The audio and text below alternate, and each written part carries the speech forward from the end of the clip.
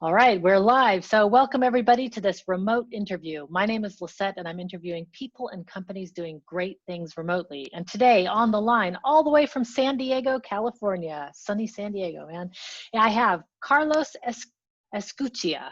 Escutia. All right, doing my best with the last name.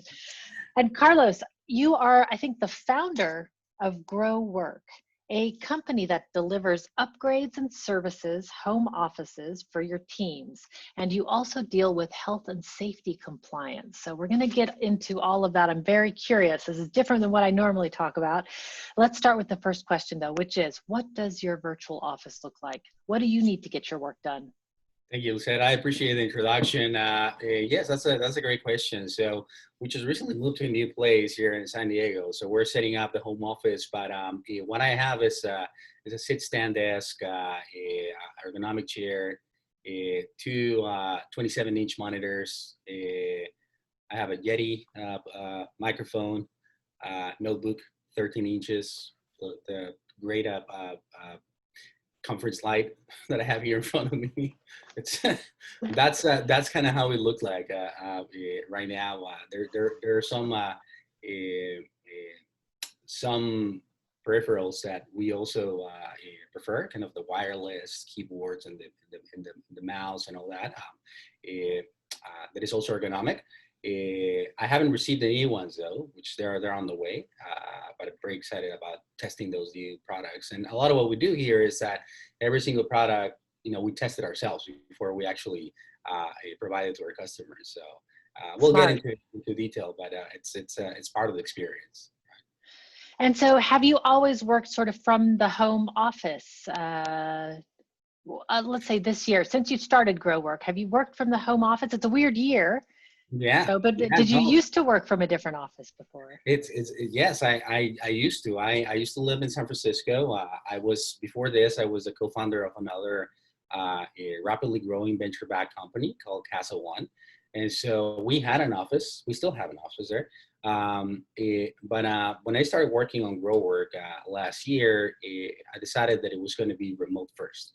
So I didn't need an office. And so what we did is we decided to move down to first Los Angeles. Then we thought that it was kind of not the best situation for us in terms of the area. And so we decided to move a little further down to San Diego, and this has been a perfect place to do it. And so yes, we've been working from home since we launched, since day one, GroWrk Remote. As I was mentioning earlier, we are 10 people right now on the team. 3 of us are in the U.S., myself here in San Diego. I have another team member in San Francisco, another one in Louisiana, and the rest is in Mexico City, in Medellin, Colombia, and Madrid, Spain. So yeah, remote first. Okay. And why did you want to do remote first? Yeah, so I had the opportunity to experience the benefits of managing a remote team myself with my previous company. We built our engineering team in India and Bangalore, and as we started scaling in the U.S., I started hiring people in multiple markets, and so I saw the benefits not only from the cost standpoint. Meaning I don't have to compete against the Googles and the Facebooks of San Francisco to get top engineering talent, but also just so that it works, right? And so there was really no need for us to ask a team member to move to San Francisco to join us when they were good and they had experience, and we wanted to have them join our team. So that is really the first reason and the main reason why we decided to do this remote first. But the second and most practical one is that, hey, if we're building a solution for remote work, we ourselves need to be testing and understanding what are the problems that we're solving for. Right. Yeah, it's always good to experience the pains of what you're selling to your customers, that's for sure. So let's talk about that. So you run a company that's called GroWrk, and you deliver upgrades and, GroWrk delivers upgrades and services home offices for your teams anytime, anywhere. And you also handle health and safety compliance. So tell us, what does GroWrk do beyond that one soundbite that I just read off? Yeah.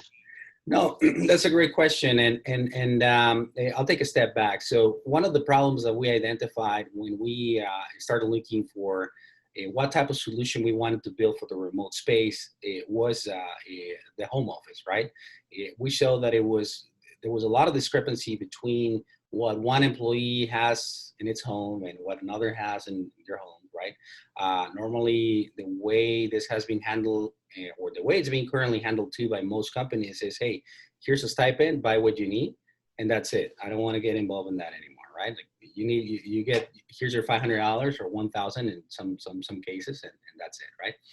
The reality is that that is a very short-sighted solution, and it works well for a lot of companies that thought that remote work for them was going to be just a temporary situation, just a couple of months, 3 months. But if you're looking at the long term, it has a lot of implications if you go that route. The first one is that you want to provide a standardized experience to all of your employees, right? The reality is that $500 or whatever that amount, I haven't heard of anything more than 1,000, but let's go for 1,000, which is the case of some companies like Google. If you really want to have access to premium ergonomic equipment, it's almost the cost of just one chair, right? Right. So normally with the type of budget that you're being allocated for home office equipment, it's not going to get you that type of premium equipment that you will normally have access to if you were in an office space, right? And what ends up happening is the following. When you join a company that has an office, they have invested already hundreds of hours, millions of dollars in ensuring that space is safe and comfortable for you to mitigate all type of risks, right? That is completely lost when you're working remotely. And so that is the first thing that we want to solve. How do we standardize this? How do we remove the friction? How do we make it easy for a company, for employee to get exactly what they need? Not only from the from the equipment standpoint, but also from the training standpoint. Do you know how to use it? Do you actually have a problem that is unique to you physically that needs to be addressed, so that long term you actually don't develop injuries that will take you out of the action and will be costly not only to you but also to your employer? And so that's the sort of solution that we built with GroWrk Remote. That's how we started this, right? We provide kind of a packaged solution where we make it very easy, very accessible on a subscription basis. You spend $99 per employee per month, and you will get all this equipment that has been pre-selected by you, and will be delivered and installed in your employees' homes, right? Once that you have that equipment installed, we will schedule a time for you to speak with one of our certified ergonomists over Zoom to help you set it up and answer any questions unique to you, right? And so what we want to do is we want to be proactive about avoiding problems down the road that, from you operating in a space that is not adequate for, for health, right? So that's what we started. That's what we're doing today. Like I mentioned earlier, we launched in January, and it was just a coincidence that it happened during the COVID. So at the start of the pandemic, and so we experienced explosive growth, and so we try to keep up as much as possible and have been moving fast. But right now we have evolved our solution to what can we build right now for the next 5-10 years to really improve that remote work experience for the company and for the employee beyond equipment. So we have built a SaaS product. It basically is a software that helps you manage all this, you as an admin of your company. You can do the onboarding of your employees. You can assign the equipment, the services that you want to provide. But not only equipment, again, we also focusing on snacks, beverages, swag. If you want to send them a couple of weeks on a retreat to create that bonding and build that culture, we can also provide that experience. So everything easily managed under one platform. So that is the vision of GroWrk. That's what we're building right now. How do we make it very easy and seamless for a company to transition to remote work and ensure that their employees are being taken care of? It seems like a huge issue, because what I'm seeing, at least one of the things I've been teaching in the workshop since COVID hit that was really important was camping is fun, but not for too long. And there's a bunch of people camped out at their kitchen tables right now. And it's really bad ergonomically in general. I mean, maybe some people have some really good chairs and a good kitchen table, but in general, you don't want to be camped out for too long. Since we're going to be in and out of lockdown, depending on where you are in the world, I always tell people to really invest in the equipment that you need because it's important. Yeah. So one of the things I'd love to ask you is, are there any sort of standards in terms of what makes a productive home office, or is it really individual per person? Is there anything that unifies it globally? There are standards. So just take a step back. I think that what you mentioned is very important. That I think that to contextualize what we're saying and the problem that we're solving here, it's important to say that just in the U.S., the cost of musculoskeletal disorders, it's somewhere around $40 to $50 billion a year. Wow. And that is under normal circumstances. That is people that are working in the office, right? Now imagine what's going to happen, with people working from home in less than ideal conditions, with less than ideal equipment, without the training. This is going to increase significantly, right? From a regulatory standpoint, OSHA, which is the organism in the U.S. that regulates this, has been historically pretty hands-off. Like they don't hold the employer accountable for the workstation environment at home, right? However, if the employee is injured because of that, you're still responsible to cover workers' compensation, right? And so your rates will go up. And so that's the impact of that. That's the direct impact, right?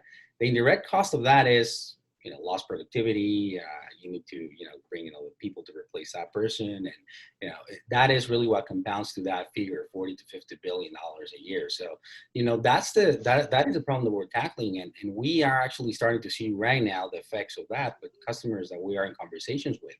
They were, hey, here's $500, buy what you need in February, right? March. And now they're getting calls from their employees like, hey, I have an issue. I don't know what to do. Who should I see? And so now they're starting to think, all right, there needs to be a more robust solution that simply you have just a chair and a desk, right? And so that's where we come in. That is what we come in. We provide a holistic solution. It's not only the equipment that has been already pre-selected by certified ergonomists, but also the training and the ongoing supervision to make sure that you're being taken care of, right? And so to answer your question, there is no such thing as a one thing for everybody. And what we do is that we have partnered with the top ergonomic equipment manufacturers around the world to provide us with really the best equipment. That's what we do. We actually test it. We make sure that equipment is the right equipment for multiple spaces, small spaces, large spaces, multiple colors to adapt to your own taste. There are companies that are interested in providing that culture element, branding within their own desks. And we have a customer where we created this sit-stand desks that have their own unique corporate colors, right? That's what they wanted to do. So that's fine. We made it for them, right? But yeah, that's the answer. In terms of regulations, Europe is a lot more stricter than the US, holding the employer accountable for the workspace condition of the remote employee at home, not in the US. So, which is interesting because in Europe, the employer does not pay, at least as far as I know, I don't know exactly for every country, but at least in the Netherlands and some of the countries where I'm familiar with, the employer does not pay the health insurance for the employees. So it's interesting that it's stricter in Europe, yet in the US that your employer pays your health insurance generally. I mean, there's exceptions everywhere, of course. It's a complicated field. So how does it differ? How do your markets differ? I've got to ask in terms of, is it the same? It's just that employment cost or, healthcare costs are, I don't know. I guess I don't even know the question I'm really asking, which is how is it different between your US market and the other markets? Yeah. In the world? So GroWrk is currently operational in the US, Canada, Mexico, and the UK. We're a global solution. We will be expanding to other markets in the next few months.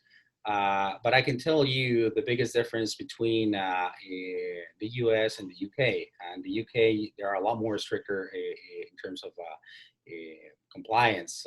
They do need to have keep record of everything that is being done in terms of ergonomic assessments for the remote employees, the equipment that is being provided, all those sort of details, right? Than in the US. And I think, if you think about this, multinational companies, global companies, it just makes sense that they will standardize this, right? It wouldn't make Right. sense for them to have, hey, for the UK, we're going to have just this guidance because they're more strict than in the US. In the US, we're just going to give them $1,000 or whatever that is, or $500, right? So what will end up happening in the next, months, years is that a lot of things will be standardized. Even here in the U.S., we were advised by a former employee of OSHA who recently retired, and what she says is, historically, yes, OSHA has been pretty hands off, but then again, very few people were working remotely. But now that everybody and a lot of people will be working remotely longer term, that is going to change eventually. Yeah. So, it's better to be proactive about it now, right? Definitely. And also just for oneself. I mean, you don't want to have ergonomic stuff so that your employer is happy. You want to have it because it is actually really good for Yeah, your own health and your own well-being, which is for sure. And I mean, it's again, we go back to there's an educational component here because not a lot of people think about this. This is an afterthought for most people that work at a company, especially if you're young. You don't care. You're like, yeah, where I'm going to go, where I'm yeah, going but to your work. body is also like totally Exactly. functional Right. and nothing Exactly. hurts. So, so here's a matter of how are you as a company providing a better experience to your employees, but at the same time is educating employees about the risks of not having the proper equipment, not knowing how to use it, and the long-term effects that they will have in their lifestyles or health, right? So that's what we have been focused on solving.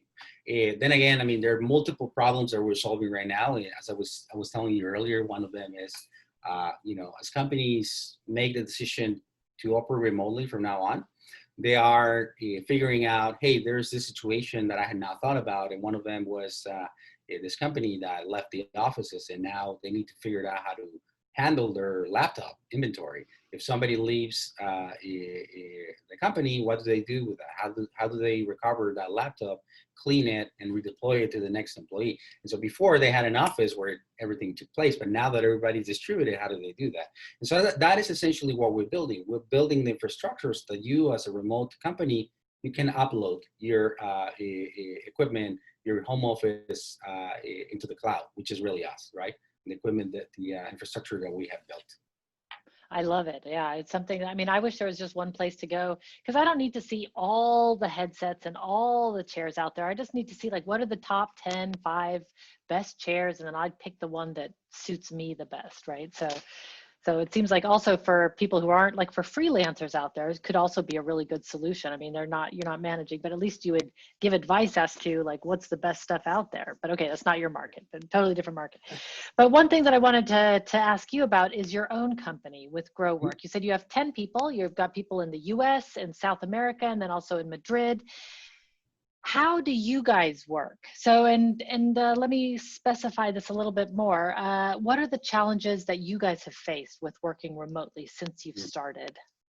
Yeah, I think that the first one and the one that everybody talks about because it's real is how do you actually develop unique identity, right? Cultural identity for the organization.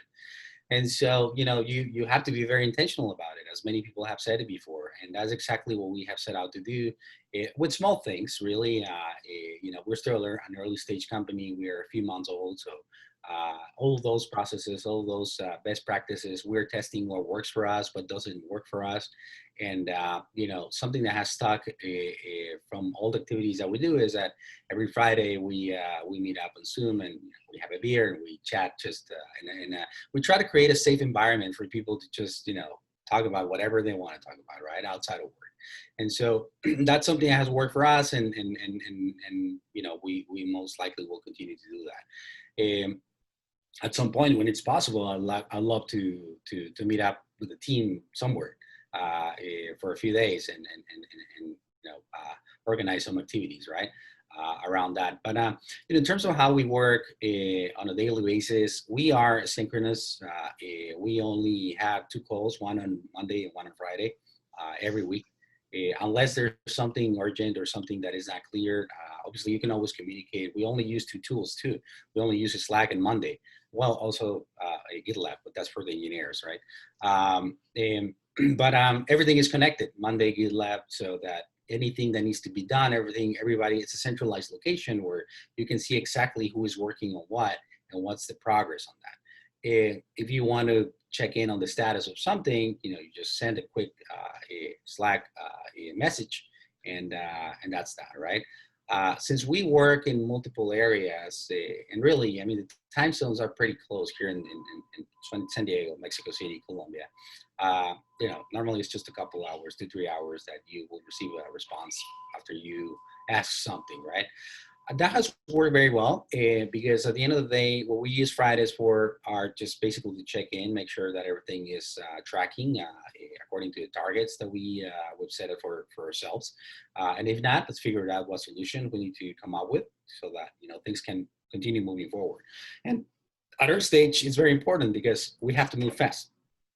We have to move fast, we have to build fast, and we have to ship fast. So, and it's complex because it's not only software. We're building the infrastructure to connect a bunch of suppliers globally to our own software management system, so that we can provide 100% visibility on every single item that it's been shipped to an employee anywhere in this country. Yeah. Operating. And so that takes time, and I'm constantly struggling with the fact that I want to go fast, and the fact that I get hit by reality. And so I'm like, all right. So I have to be patient, but we're doing progress. We're moving fast as we can, and the team is happy about what we've built so far. And really, what's in the pipeline right now, it's very, very exciting. So. Yeah, the opportunities that COVID has provided is it's a blessing in a weird disguise. I don't want to say it's good, but yeah, it's such a weird event, But yeah, definitely some opportunities.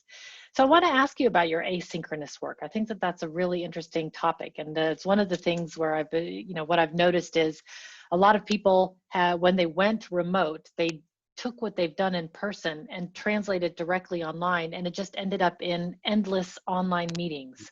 So, and asynchronous is really the key to that, is figuring out what can be asynchronous and what do we have to talk to each other about where it's synchronous. Now, I think a lot of people listening are going, 2 meetings a week, that sounds like heaven. So I'd love to hear a little bit more about your asynchronous, like your tips for asynchronous communication. What have you noticed? What have you noticed that you need in terms of good communication asynchronously? Yeah, I think that, one of the problems that you alluded to with, traditional companies is that they try to replicate their own co-located practices, in the virtual space, right? And that doesn't work. That doesn't scale. Obviously, you're limited by the bandwidth of the channels that you're using, Zoom, like you mentioned, as opposed to being in a place where you can just walk over and, and do whatever you need to do, right? It creates a lot of inefficiencies. You don't think about this, but when you're in an office, you're really not being that productive. You're always in meetings. You're always, chatting to people, and so you really don't notice these things until now that you're being operating remotely. That you're able to focus on your job, on exactly the work that you need to get done. How is that being reflected on your productivity, right? And you're actually able to measure it, which before it was a lot more harder, right? So that's the first thing. The mistake that a lot of companies have made is trying to replicate those old, management styles in a distributed form. For us, it was a different situation because we started remote first from the very beginning. So we built the processes right out of the gate to help us operate in that way. And the way this has worked, obviously, is I bring on board people that have experience, that can self-manage. Like I tell everybody in the team, we move fast, and we are not at that stage where we can hire junior people that we can take the time to train them help them, do whatever they got to do. Down the road, that will happen. But right now, I bring people that have experience, that are dependable, reliable, and that, if I tell them this is what needs to get done, and we discuss the timelines that we agree to them, I expect that to get done, right? And so that is how this has worked very well for us, because every one of us is self-managed and independent, right?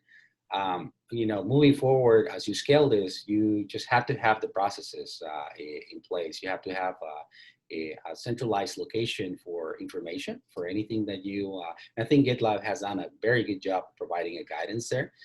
I really like what they've done in terms of documenting everything you do, put it in a centralized repository so that anybody can have access to it. Before, if you have a question, just document it, answer it there, save it there, right? Because somebody else will have the same question down the road, and if you organize it, and somebody will be able to just refer to that document as opposed to having to contact someone, right?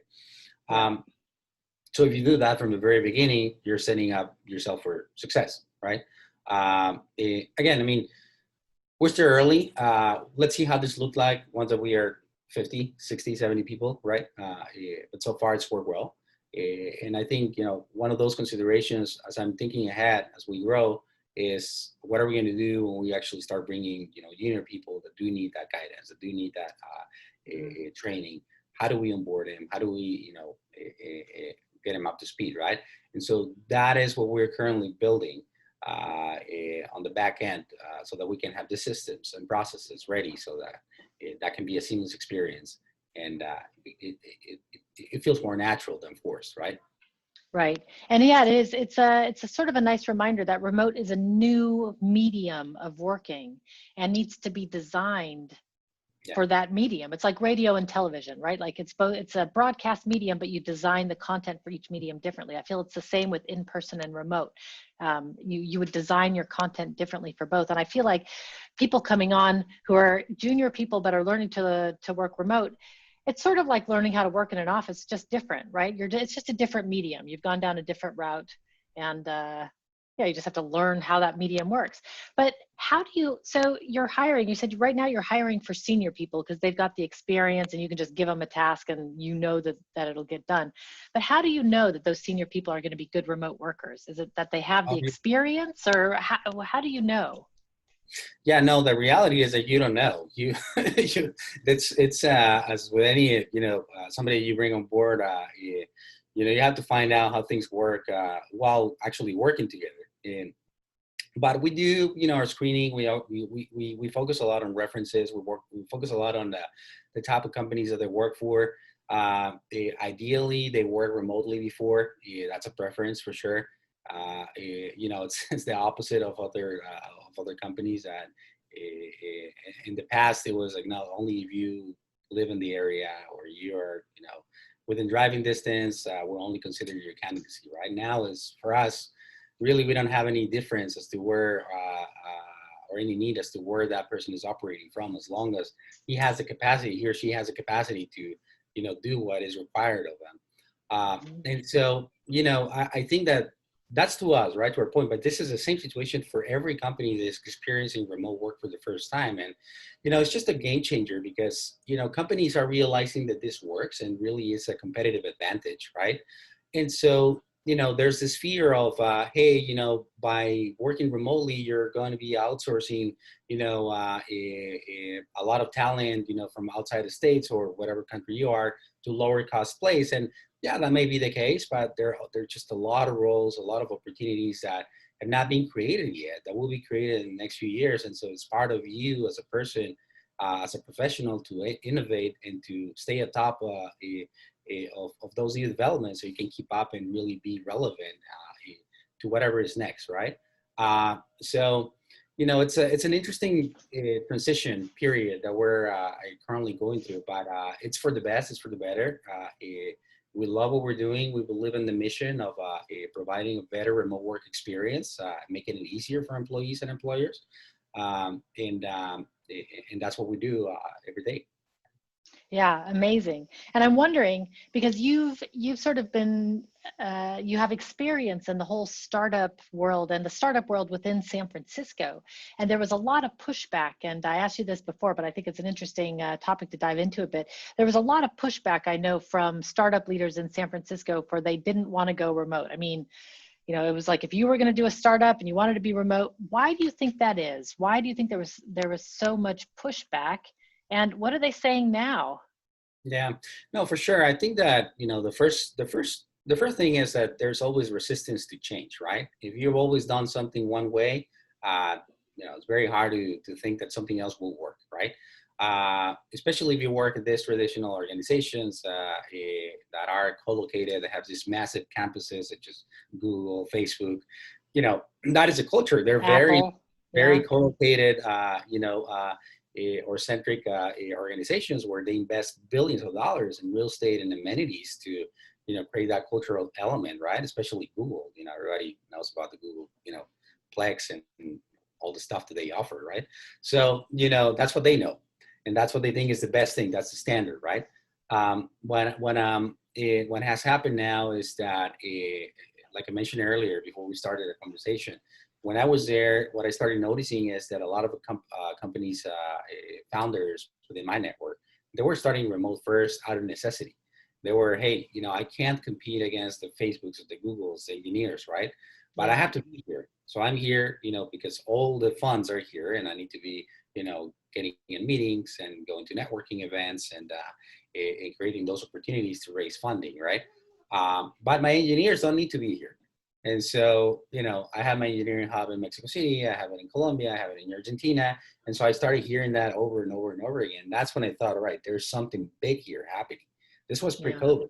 This is how we started working on GroWrk. You know, really COVID, what has done, the pandemic, what it has done is really has accelerated, what we thought was going to happen in 5 years to the last 5 months. right, right. And so, yeah, it's. I think what's interesting today that I observe in the conversations and that I have with CEOs and what I read online, there's this debate of what's going to happen to cities, right? What's going to happen to the office, and you're seeing everything on the spectrum. You're seeing companies that are deciding this works very well for us. We're at the stage where we can actually go fully remote, and this is normally people that have companies that have about 100 employees or so. I'm seeing a lot in that area where that size they're just deciding that they can go fully remote, right? The companies that have been traditionally operating from an office space, they have this internal debate. What are we going to do? Are we going to go back? What everybody's going to do is they're going to reduce their footprint, their real estate footprint, for sure, Right. and they will have a remote work element. Now, the danger right now is that if you're going to be operating in a hybrid mode, if you don't make the effort to ensure that your remote employees don't become second-class citizens because your leadership is working from an office, that's really the main thing. If leadership is actually working in an office, but you're giving the flexibility for employees to work remotely, that's not going to work.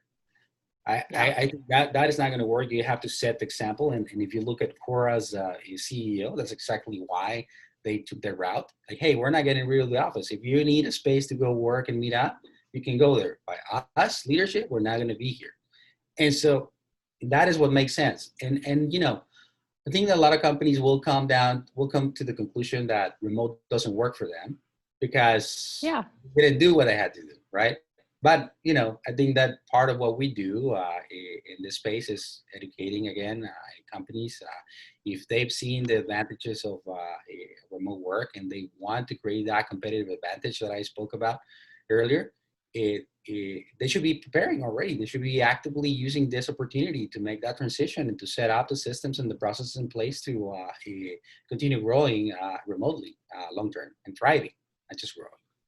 Yeah, I can imagine. I always say, you always hear, oh, the future of work is remote. And I always think, I think the future of work is choice. And some people are going to choose to go back to the office. I mean, I have an example at home. My husband hates, with all capital letters and exclamation points, he hates working from home. And so when the offices opened up in the Netherlands, the first day he was back in the office because that's what he likes, and you know, that's his choice. And I of course love my home office. If I didn't have to leave, I wouldn't leave. So I just really think that people should decide. And as these offices, as real estate gets reduced, I think that you're right. People need to be planning for this hybrid collaboration, because if you can make that work, it is the hardest form of remote work. You know, if you're all remote, that's one way. If you're all in person, it's another way. But that hybrid is really tough. If you can do that, you will have superpowers. I really believe that. I agree. And I think part of what we're doing is how do we standardize that experience? Whether you actually work in an office sometime or you work from home sometime, how do you standardize that, right? And so we want to make sure that we're providing the same experience, whatever you work from as a company, and that is really a solution that we provide. Just one comment that I thought about as you were saying that some people love it and some people hate it. You know, a lot of it has to do with your own space and your own situation, right? A lot of people right now working from home, they're doing it under circumstances that are less than ideal. You know, their kids, you know, don't have kids school. At home. You have your significant other, you know, working remotely too. You live in a small apartment studio, and especially you're in a city. But you know, that happens. You live in that small space because you need to be close to the office. That's the problem, right? Now that you don't need to, then you can leave, right? And you can find a bigger space. So. Yeah, and a lot of people are doing it. I mean, you hear about the exodus from San Francisco, from New York, from some of these other places. And yeah, and then Sweden, I just talked to a whole group in Sweden, and they've been actually for years encouraging people to come to Östersund, Sweden, because it's very low populated. And, you know, but people are saying, but my job is in Stockholm. And now since COVID, they're noticing that everybody's moving out because they want the quality of life that Östersund offers, and they want more space. So it is going to be a very interesting couple of years, let's say. Sure. I wish it would be over this year, but yeah. no doubt, for sure. Yeah, depending on where we are. And man, we're almost out of time. I've got two short questions. The first question is for people who are just starting out. What would you advise them? So if they've never worked remotely before, let's do it in the context of equipment, since this is your specialty. What would you advise them, whether for a company or on their own? Yeah, so starting with equipment, make sure that you have the right chair, the right ergonomic chair that actually works for you. If you already have certain issues that you're aware of, lower back pain, neck pain, whatever that might be, make sure that you know exactly what you need to do. There's a lot of information online. If you have any questions, I mean, you can always schedule a one-on-one with a certified ergonomist online, and that's fine. That's the best thing that you can do for yourself. It's an investment on the chair, right? You know, learning kind of what are the best first principles for ergonomic you know, work, and be aware of what the impact of long-term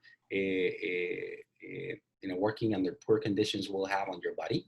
And as long as you're mindful about it, you will be more aware and you will be proactive about finding solutions, right? I think that's more important than anything else. In terms of you know, what do you do as an employee that is working remotely for the first time?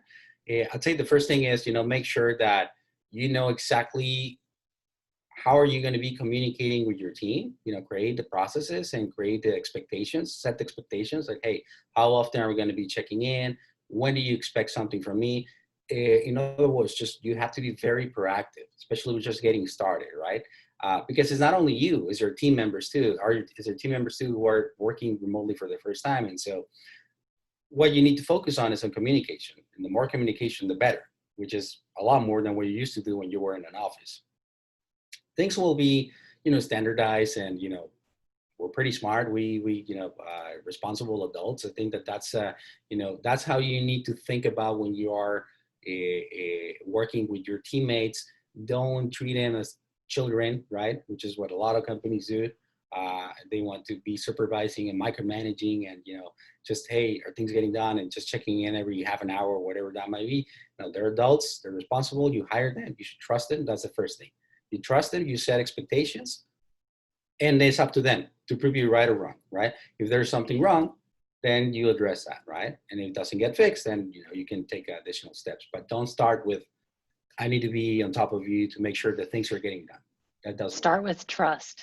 Exactly. Start with trust. Yeah, love it. And invest in a good chair. That is a really good tip. Really. And a sit-stand desk, so you don't always have to. For sure, and Don't always have to sit. know how long you have to be sitting, how long you be, standing, because that's equally important. Movement, the habits that you're creating when you're working in the office. You don't have in the home office. You don't have the social cues that you normally get when you are in an office, right? That is, for example, for lunch, right? You see your colleagues getting up to go get lunch and inviting you. Oh, okay, it's time for lunch. When you're in a home office, it's not weird that, or seldom, that you're just so into what you're doing. They're like, oh shoot, I forgot to eat, right? And Yeah. so that's the sort of thing that you need to be very aware of. And so we're actually building a software that helps you do that. But that's part of a solution that we're providing, right? How to build better habits. How are you you have not only the right equipment, the training, the knowledge, but you have the resources to help you build those habits, right? Yeah, because it's one of those things you're like, I'm just going to go check this one thing. And then 3 hours later, you're still at the laptop. So Exactly. yeah, No, love it. exactly right. Yeah. It happens all the time, sadly. All right, so last question is, if people want to know more about you, what's the best way to get in touch with you? I will, of course, link to the GroWrk website. Yeah. No, for sure. Happy to, if you're interested in reaching out, just check us out, go growwork.com. We're also social, LinkedIn, Twitter, GroWrk. Myself directly, you can, I'll provide you with the handle, so you can upload it as well. But feel free to reach out directly to me at carlos@growwork.com. Happy to answer any questions that you or your team may have. We're helping a lot of companies do remote work better for the long term. And we believe that part of providing that remote work experience that, will help a company attract and retain best talent is not only that benefit, but it's also, you are showing that you genuinely care about the needs of your employees, right? And, there's an ethical argument right now that is going on, which is, hey, if you as a company are eliminating your real estate expenses, and you're having everybody working remotely, are you in effect shifting those costs to the employee? And if you're doing that, if you think about that, you should be investing more in them, right? Providing them not only with the tools, but also with any other sort of resources that they need to offset, all of those services that they would get in an office space, right? Yeah, because you want happy and healthy employees. So Exactly. And they don't making want sure that. exactly, and you don't want them to carry the cost of your business. So Right. another thing, right? Right. Indeed. Unless you're hiring freelancers, that's a whole other thing. That's a different Yeah, thing. Yeah. that's a different story. So yeah. Carlos, it has been so nice to speak with you today. I have a plethora of tips that I'll be sharing in the show notes for the audience, and I have tons more questions, but sadly, we're out of time. But thank you so much for taking the time today. I I appreciate it. appreciate it, Lisa. Thank you very much for the invitation. And until next time, everybody, be powerful.